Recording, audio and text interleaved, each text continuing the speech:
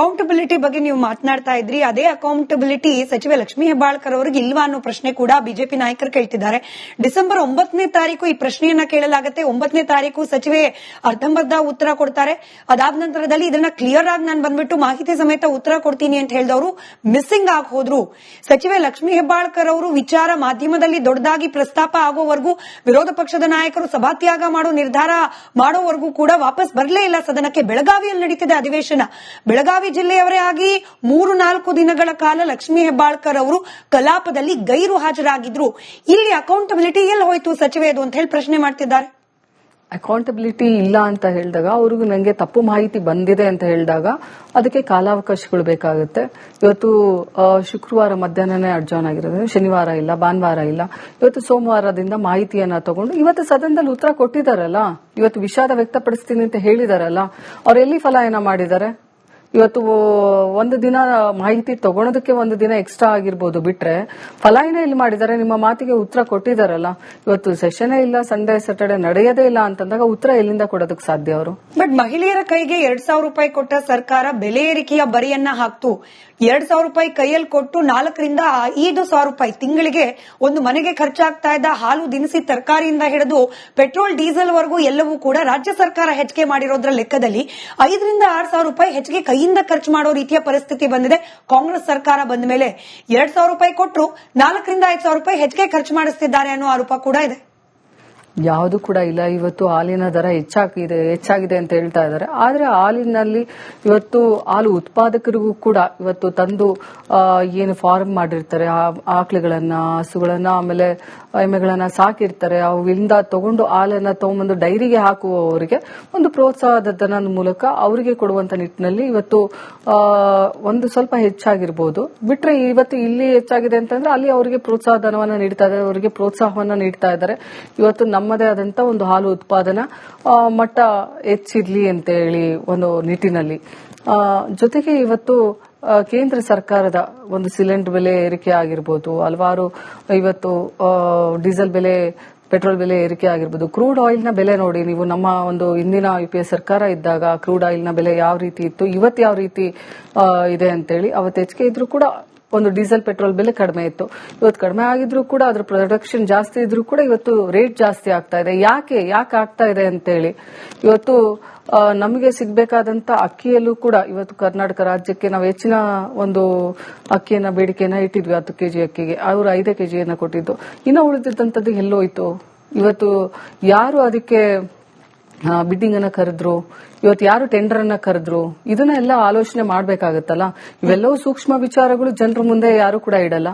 ಜನರಿಗೆ ಇದ್ರ ಬಗ್ಗೆ ಮಾಹಿತಿ ಲೋಪದೋಷಗಳಾಗಿರೋದ್ರಿಂದ ಬೆಲೆ ಏರಿಕೆ ಆಗಿದೆ, ಎಲ್ಲಿಂದ ಆಗ್ತಾ ಇದೆ, ಯಾಕೆ ಆಗ್ತಾ ಇದೆ ಅನ್ನುವಂತ ಮಾಹಿತಿ ಜನರಿಗೂ ಕೂಡ ಪ್ರಾಮಾಣಿಕವಾಗಿ ತಲುಪಲಿ ಏನೋ ಅಂತ ನನ್ನ ಆಸೆ. ಅಕೌಂಟಬಿಲಿಟಿ ಬಗ್ಗೆ ನೀವು ಮಾತನಾಡ್ತಾ ಇದ್ರಿ. ಅದೇ ಅಕೌಂಟಬಿಲಿಟಿ ಸಚಿವೆ ಲಕ್ಷ್ಮೀ ಹೆಬ್ಬಾಳ್ಕರ್ ಅವರಿಗೆ ಇಲ್ವಾ ಅನ್ನೋ ಪ್ರಶ್ನೆ ಕೂಡ ಬಿಜೆಪಿ ನಾಯಕರು ಕೇಳ್ತಿದ್ದಾರೆ. ಡಿಸೆಂಬರ್ 9ನೇ ತಾರೀಕು ಈ ಪ್ರಶ್ನೆಯನ್ನ ಕೇಳಲಾಗುತ್ತೆ. 9ನೇ ತಾರೀಕು ಸಚಿವೆ ಅರ್ಧಂಬರ್ಧ ಉತ್ತರ ಕೊಡ್ತಾರೆ. ಅದಾದ ನಂತರದಲ್ಲಿ ಇದನ್ನ ಕ್ಲಿಯರ್ ಆಗಿ ನಾನು ಬಂದ್ಬಿಟ್ಟು ಮಾಹಿತಿ ಸಮೇತ ಉತ್ತರ ಕೊಡ್ತೀನಿ ಅಂತ ಹೇಳಿದವರು ಮಿಸ್ಸಿಂಗ್ ಆಗಿ ಹೋದ್ರು.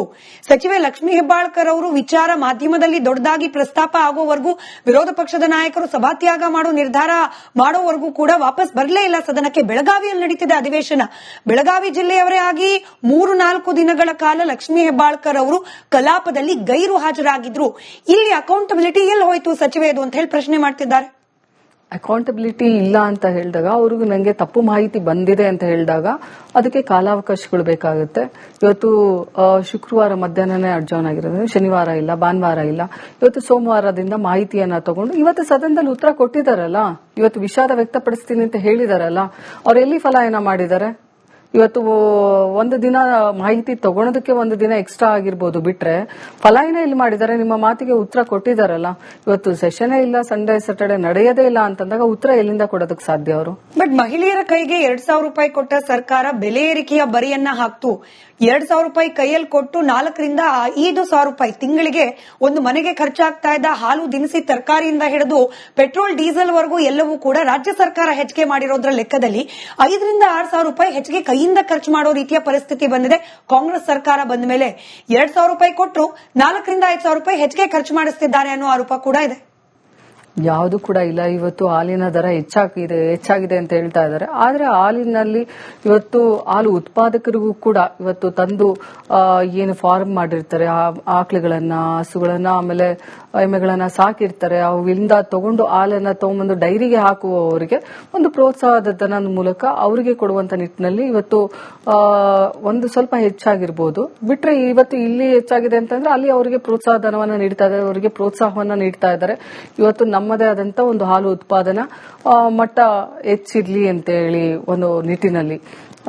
ಜೊತೆಗೆ ಇವತ್ತು ಕೇಂದ್ರ ಸರ್ಕಾರದ ಒಂದು ಸಿಲಿಂಡರ್ ಬೆಲೆ ಏರಿಕೆ ಆಗಿರ್ಬೋದು, ಹಲವಾರು ಇವತ್ತು ಡೀಸೆಲ್ ಬೆಲೆ, ಪೆಟ್ರೋಲ್ ಬೆಲೆ ಏರಿಕೆ ಆಗಿರ್ಬೋದು, ಕ್ರೂಡ್ ಆಯಿಲ್ ನ ಬೆಲೆ ನೋಡಿ ನೀವು. ನಮ್ಮ ಒಂದು ಹಿಂದಿನ UPA ಸರ್ಕಾರ ಇದ್ದಾಗ ಕ್ರೂಡ್ ಆಯಿಲ್ ನ ಬೆಲೆ ಯಾವ ರೀತಿ ಇತ್ತು, ಇವತ್ತು ಯಾವ ರೀತಿ ಇದೆ ಅಂತೇಳಿ. ಅವತ್ತು ಹೆಚ್ಚಿಗೆ ಇದ್ರೂ ಕೂಡ ಒಂದು ಡೀಸೆಲ್ ಪೆಟ್ರೋಲ್ ಬೆಲೆ ಕಡಿಮೆ ಇತ್ತು. ಇವತ್ತು ಕಡಿಮೆ ಆಗಿದ್ರು ಕೂಡ ಅದ್ರ ಪ್ರೊಡಕ್ಷನ್ ಜಾಸ್ತಿ ಇದ್ರೂ ಕೂಡ ಇವತ್ತು ರೇಟ್ ಜಾಸ್ತಿ ಆಗ್ತಾ ಇದೆ. ಯಾಕೆ ಆಗ್ತಾ ಇದೆ ಅಂತೇಳಿ ಇವತ್ತು ನಮಗೆ ಸಿಗಬೇಕಾದಂತ ಅಕ್ಕಿಯಲ್ಲೂ ಕೂಡ ಇವತ್ತು ಕರ್ನಾಟಕ ರಾಜ್ಯಕ್ಕೆ ನಾವು ಹೆಚ್ಚಿನ ಒಂದು ಅಕ್ಕಿಯನ್ನ ಬೇಡಿಕೆಯನ್ನ ಇಟ್ಟಿದ್ವಿ. 10 ಕೆಜಿ ಅಕ್ಕಿಗೆ ಅವರು 5 ಕೆಜಿಯನ್ನ ಕೊಟ್ಟಿದ್ದು. ಇನ್ನು ಉಳಿದಿದ್ದಂಥದ್ದು ಎಲ್ಲೋಯ್ತು? ಇವತ್ತು ಯಾರು ಅದಕ್ಕೆ ಬಿಡ್ಡಿಂಗ್ ಅನ್ನ ಕರೆದ್ರು, ಇವತ್ತು ಯಾರು ಟೆಂಡರ್ ಅನ್ನ ಕರೆದ್ರು, ಇದನ್ನೆಲ್ಲ ಆಲೋಚನೆ ಮಾಡ್ಬೇಕಾಗತ್ತಲ್ಲ. ಇವೆಲ್ಲವೂ ಸೂಕ್ಷ್ಮ ವಿಚಾರಗಳು ಜನರ ಮುಂದೆ ಯಾರು ಕೂಡ ಇಡಲ್ಲ. ಜನರಿಗೆ ಇದ್ರ ಬಗ್ಗೆ ಮಾಹಿತಿ ಲೋಪದೋಷಗಳಾಗಿರೋದ್ರಿಂದ ಬೆಲೆ ಏರಿಕೆ ಆಗಿದೆ, ಎಲ್ಲಿಂದ ಆಗ್ತಾ ಇದೆ, ಯಾಕೆ ಆಗ್ತಾ ಇದೆ ಅನ್ನುವಂತ ಮಾಹಿತಿ ಜನರಿಗೂ ಕೂಡ ಪ್ರಾಮಾಣಿಕವಾಗಿ ತಲುಪಲಿ ಅನ್ನುವಂತ ನನ್ನ ಆಸೆ. ಅಕೌಂಟಬಿಲಿಟಿ ಬಗ್ಗೆ ನೀವು ಮಾತನಾಡ್ತಾ ಇದ್ರಿ. ಅದೇ ಅಕೌಂಟಬಿಲಿಟಿ ಸಚಿವೆ ಲಕ್ಷ್ಮೀ ಹೆಬ್ಬಾಳ್ಕರ್ ಅವರಿಗೆ ಇಲ್ವಾ ಅನ್ನೋ ಪ್ರಶ್ನೆ ಕೂಡ ಬಿಜೆಪಿ ನಾಯಕರು ಕೇಳ್ತಿದ್ದಾರೆ. ಡಿಸೆಂಬರ್ 9ನೇ ತಾರೀಕು ಈ ಪ್ರಶ್ನೆಯನ್ನ ಕೇಳಲಾಗುತ್ತೆ. 9ನೇ ತಾರೀಕು ಸಚಿವೆ ಅರ್ಧಂಬರ್ಧ ಉತ್ತರ ಕೊಡ್ತಾರೆ. ಅದಾದ ನಂತರದಲ್ಲಿ ಇದನ್ನ ಕ್ಲಿಯರ್ ಆಗಿ ನಾನು ಬಂದ್ಬಿಟ್ಟು ಮಾಹಿತಿ ಸಮೇತ ಉತ್ತರ ಕೊಡ್ತೀನಿ ಅಂತ ಹೇಳಿದವರು ಮಿಸ್ಸಿಂಗ್ ಆಗಿ ಹೋದ್ರು. ಸಚಿವೆ ಲಕ್ಷ್ಮೀ ಹೆಬ್ಬಾಳ್ಕರ್ ಅವರು ವಿಚಾರ ಮಾಧ್ಯಮದಲ್ಲಿ ದೊಡ್ಡದಾಗಿ ಪ್ರಸ್ತಾಪ ಆಗೋವರೆಗೂ, ವಿರೋಧ ಪಕ್ಷದ ನಾಯಕರು ಸಭಾತ್ಯಾಗ ಮಾಡೋ ನಿರ್ಧಾರ ಮಾಡೋವರೆಗೂ ಕೂಡ ವಾಪಸ್ ಬರಲೇ ಇಲ್ಲ ಸದನಕ್ಕೆ. ಬೆಳಗಾವಿಯಲ್ಲಿ ನಡೀತಿದೆ ಅಧಿವೇಶನ. ಬೆಳಗಾವಿ ಜಿಲ್ಲೆಯವರೇ ಆಗಿ 3-4 ದಿನಗಳ ಕಾಲ ಲಕ್ಷ್ಮೀ ಹೆಬ್ಬಾಳ್ಕರ್ ಅವರು ಕಲಾಪದಲ್ಲಿ ಗೈರು ಹಾಜರಾಗಿದ್ರು. ಇಲ್ಲಿ ಅಕೌಂಟಬಿಲಿಟಿ ಎಲ್ಲಿ ಹೋಯ್ತು ಸಚಿವೆದು ಅಂತ ಹೇಳಿ ಪ್ರಶ್ನೆ ಮಾಡ್ತಿದ್ದಾರೆ. ಅಕೌಂಟಬಿಲಿಟಿ ಇಲ್ಲ ಅಂತ ಹೇಳಿದಾಗ, ಅವ್ರಿಗೂ ನಂಗೆ ತಪ್ಪು ಮಾಹಿತಿ ಬಂದಿದೆ ಅಂತ ಹೇಳಿದಾಗ ಅದಕ್ಕೆ ಕಾಲಾವಕಾಶಗಳು ಬೇಕಾಗುತ್ತೆ. ಇವತ್ತು ಶುಕ್ರವಾರ ಮಧ್ಯಾಹ್ನನೇ ಅಡ್ಜಾನ್ ಆಗಿರೋದು, ಶನಿವಾರ ಇಲ್ಲ, ಭಾನುವಾರ ಇಲ್ಲ. ಇವತ್ತು ಸೋಮವಾರದಿಂದ ಮಾಹಿತಿಯನ್ನ ತಗೊಂಡು ಇವತ್ತು ಸದನದಲ್ಲಿ ಉತ್ತರ ಕೊಟ್ಟಿದ್ದಾರಲ್ಲ, ಇವತ್ತು ವಿಷಾದ ವ್ಯಕ್ತಪಡಿಸ್ತೀನಿ ಅಂತ ಹೇಳಿದಾರಲ್ಲ, ಅವ್ರು ಎಲ್ಲಿ ಫಲಾಯನ ಮಾಡಿದ್ದಾರೆ? ಇವತ್ತು ಒಂದು ದಿನ ಮಾಹಿತಿ ತಗೊಳೋದಕ್ಕೆ ಒಂದು ದಿನ ಎಕ್ಸ್ಟ್ರಾ ಆಗಿರ್ಬೋದು, ಬಿಟ್ರೆ ಫಲಾಯನ ಇಲ್ಲಿ ಮಾಡಿದ್ದಾರೆ. ನಿಮ್ಮ ಮಾತಿಗೆ ಉತ್ತರ ಕೊಟ್ಟಿದ್ದಾರಲ್ಲ. ಇವತ್ತು ಸೆಷನ್ ಇಲ್ಲ, ಸಂಡೇ ಸ್ಯಾಟರ್ಡೆ ನಡೆಯೋದೇ ಇಲ್ಲ ಅಂತಂದಾಗ ಉತ್ತರ ಎಲ್ಲಿಂದ ಕೊಡೋದಕ್ಕೆ ಸಾಧ್ಯ ಅವರು? ಬಟ್ ಮಹಿಳೆಯರ ಕೈಗೆ 2,000 ರೂಪಾಯಿ ಕೊಟ್ಟ ಸರ್ಕಾರ ಬೆಲೆ ಏರಿಕೆಯ ಬರಿಯನ್ನ ಹಾಕ್ತು.